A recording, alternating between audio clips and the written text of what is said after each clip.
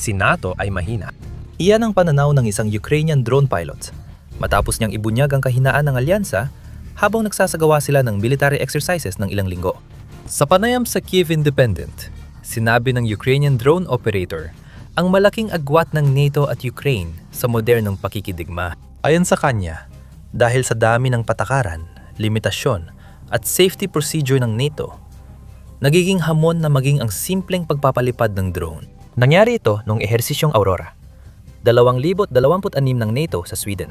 Inimbitahan ng NATO ang drone operators ng ika-20 National Guard Brigade ng Ukraine bilang kalaban. Lainin ay gamitin ang tunay na karanasan ng Ukraine sa labanan para subukan ang depensa ng NATO. Hindi nila inasahan na matinding natalo ng Ukraine ang mga brigada ng NATO, kaya kailangan ulitin ang ilang bahagi ng ehersisyo para maging patas.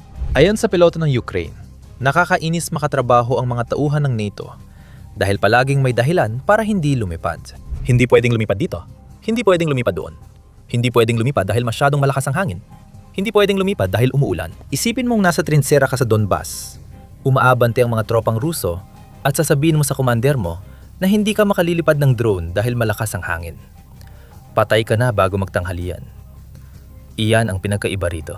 Ang NATO ay gumugol ng maraming taon, marahil mga dekada sa pagtuon sa kaligtasan, habang ang Ukraine ay nagtuon sa kaligtasan ng buhay. Iyan ay dahil ang mga drone ng Russia at mga sundalong Ruso ay hindi naman talaga alintana kung umuulan. Hindi tumitigil ang artilyera ng Russia dahil lang lumakas ang hangin. Walang humihinto sa giyera sa Ukraine para makatulog ng maayos ang lahat.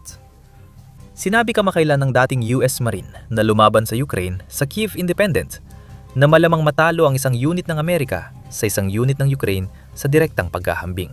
Hindi dahil kulang sa pagsasanay o gamit ang mga Amerikano, kundi dahil napilitang magbago ng mabilis at marahas ang Ukraine. Lahat ng pagkakamali ng Ukrainian ay agad napaparusahan. Ibig sabihin, agad nalalantad ang bawat kahinaan at kailangan nila itong ayusin kung hindi sila makaliligtas. Matapos ang ilang taon, maraming sundalong Ukrainian ang nakita nang luho ang mga patakaran ng militar ng kanluran.